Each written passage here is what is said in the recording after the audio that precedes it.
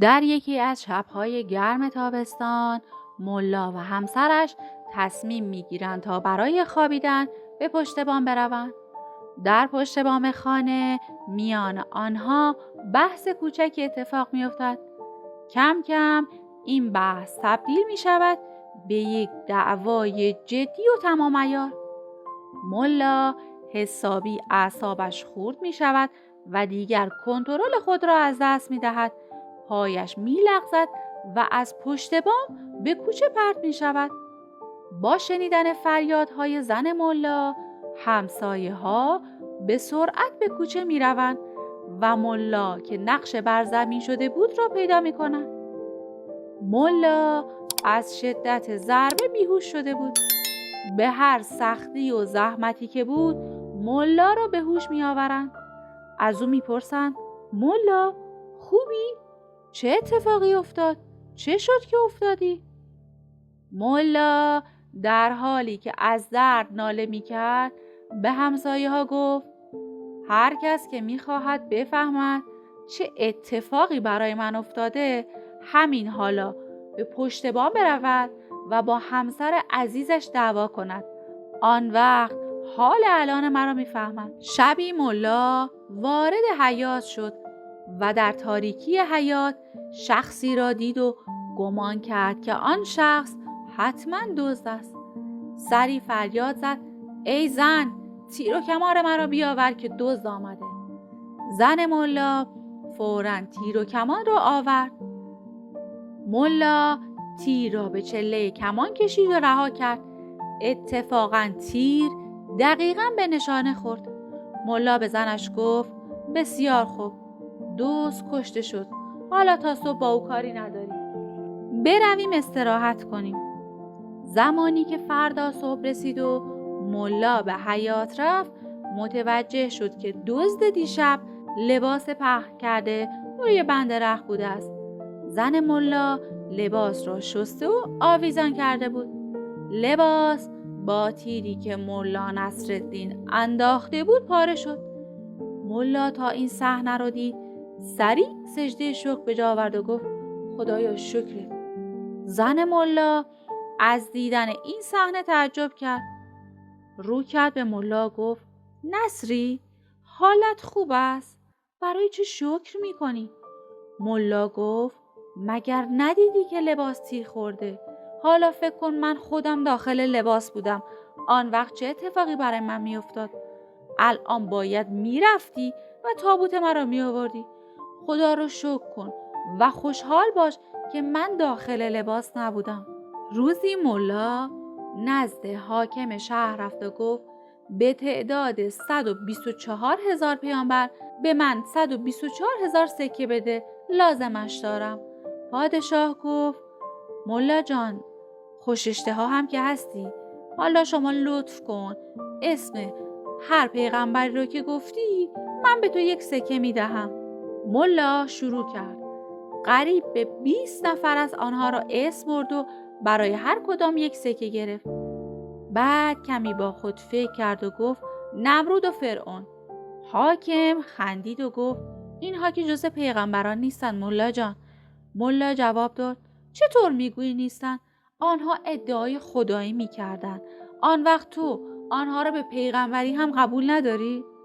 روزی بعد از اتمام درس، ملا با اصرار زیاد چند نفر از شاگردانش را به خانه‌اش دعوت کرد. آنها را تا جلوی خانه آورد و گفت: شما همینجا منتظر باشید تا من بروم و اتاق پذیرایی را آماده کنم. ملا وارد خانه شد و به زنش گفت: برای پذیرایی از مهمانان چیزی داریم؟ زنش گفت: نه والا ملا، هیچ چیزی در خانه نداریم. ملا گفت: برو شاگردانم را از در خانه رد کن و عذرخواهی کن. زن ملا در خانه را باز کرد و گفت: ای برادران، عذرخواهی میکنم، ملا در منزل نیست. شاگردان ملا با تعجب گفتند: این چه حرفی است که میزنید؟ ملا جلوی چشم خودمان وارد خانه شد. ملا که یواشکی از پنجره مشغول شنیدن این حرف ها بود فریاد زد: مگر نمیبینید که این خانه 2 در دارد؟ شاید ملا از در دوم خارج شده. ملا نصرالدین تصمیم گرفت که ازدواج کند. همسایه او آنقدر از یک زن تعریف کرد که ملا ندیده و نشناخته عاشق زن شد. همسایه میگفت زنی که برای ملا در نظر گرفته چشمانی زیبا و شهلایی دارد. هر کسی یک مرتبه او را ببیند حیران و سرگشته‌اش می شود. همینطور وصف آن زن را می گفت. بالاخره ملا تسلیم شد و آن زن را عقد کرد. در شب عروسی ملا خربوزه خرید و به خانه بازگشت. زن ملا که چشمانش لوچ بود به او اعتراض کرد و گفت نصری جان، چرا اسراف میکنی همسر عزیزم؟ چرا 2 خربزه خریدی؟ ملا فهمید که ای دل غافل، زنش لوچ است، ولی چاره‌ای نداشت و در عمل انجام شده قرار گرفته بود. چیزی نشد. زمان شام فرا رسید و هر دو سر سفره نشستند. زن به ملا گفت این شخص که کنار تو نشسته است کیست؟ ملا که دیگر طاقتش تمام شده بود گفت ای زن، هر چرا میخواهی 2 تا ببین، ولی والا غیرتا من را یکی ببین. در یکی از روزها الاغ ملا گم شد.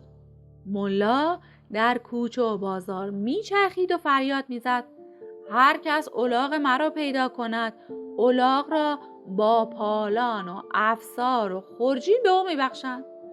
دوستان ملا جلوی او را گرفتند و گفتند تو که میخواهی الاغ را ببخشی، چرا زحمت میکشی که آن را پیدا کنی؟ ملا خندید و گفت آخر شما نمیدانید که پیدا کردن یک خر گم شده چقدر لذت بخش و هیجان انگیز است. در یکی از شبها زن ملا نصرالدین دچار دلدرد شدیدی شد. به ملا گفت ای ملا، زود باش برو و برایم طبیب بیاور. ملا برای آوردن طبیب از خانه بیرون رفت. زمانی که به کوچه رسید زنش پنجره را باز کرد و گفت دیگر لازم نیست طبیب بیاوری، درد من قطع شد. ولی ملا به حرف زنش گوش نکرد و به خانه طبیب رفت. طبیب را بیرون کشید و گفت زن من دلدرد شدیدی داشت، من برای آوردن شما به اینجا آمدم. ناگهان از پنجره صدا زد و گفت دلم آرام شد و احتیاجی به آمدن طبیب نیست. من به اینجا آمدم تا به شما بگویم که احتیاجی نیست به خانه ما بیایی. روزی حاکم شهر تصمیم گرفت تا دستور پخت غذاهای مختلف را بنویسد. حاکم به منشی خود گفت هر کسی که نزد من می آید دستور غذایی را از او می پرسم و آنها را بنویس. روزی ملا نزد حاکم رفت و حاکم به او گفت ملا، بگو ببینم چه دستور غذای خاصی را بلدی؟ به ما بگو لطفاً. ملا گفت راستش را بخواهید اخیراً اختراعی کردم که بسیار عالی است. حاکم با خوشحالی پرسید بسیار خوب، دستور پختش را به ما بده. ملا گفت درست است، یک مقداری این دستور پخت خاص و ویژه است، ولی خب چون شما حاکمید من آن را در اختیار شما قرار می دهم. حاکم که حسابی وسوسه شده بود که دستور غذا را بشنود به ملا گفت سری باش دستور غذا را به من بده. ملا گفت عسل است، با سیر و عسل را برداشته و با سیر خوب مخلوط میکنیم. حاکم که فهمید ملا این حرفها را از خودش در میآورد سری به او گفت بسیار خوب، عصا ممنونم، فردا صبح به اینجا بیا تا صبحانه را با هم بخوریم. فردا صبح ملا نزد حاکم رفت و حاکم جلوی او عسل با سیر گذاشت و به ملا گفت بفرمایید، این هم غذای مورد علاقه شما، نوش جان کنید. ملا همین که لقمه اول را خورد حالش شروع کرد به منقلب شدن. دست از خوردن کشید و ظرف را پیش کشید. حاکم گفت چه شد؟ مگر نگفتی این غذا خاص و ویژه است؟ ملا گفت جناب حاکم، من تا به حال این غذا را نخورده بودم و امتحان نکرده بودم. فقط آن را در ذهنم اختراع کرده بودم. دوستان عزیزم، امیدوارم از شنیدن ویدیوی امروز نهایت لذت رو برده باشین. اگر دوست داشتین ویدیو ما رو لایک کنید و اگر هنوز کانال ما رو سابسکرایب نکردین حتما سابسکرایب کنید. گذاشتن کامنت به ما انرژی میده برای ویدیوهای بعدی. مرسی.